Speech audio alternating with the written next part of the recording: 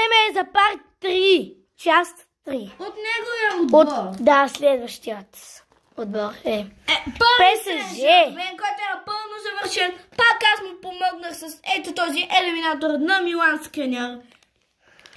А следващия отбор Е също Байер напълно Мюнхен. завършен. Вижте, тук ще ми доза. И аз му помогнах с ето този. Матеус Делих. Гладиан, да. Следващото е Борусия. Дортмунд. Само двама. Ето тук. Две нормални карти. Следващия отбор е Лайпциг. Завършен. Лайпциг. Следващия отбор е пък Байер Леверкузен. И той е завършен. И Фейнорд завършен. завършен. И Айнтрахт Франкфурт завършени. И Аякс завършени. И следващите отбор след Бенфика завършен ще видите в парт 4. Оставете лайк!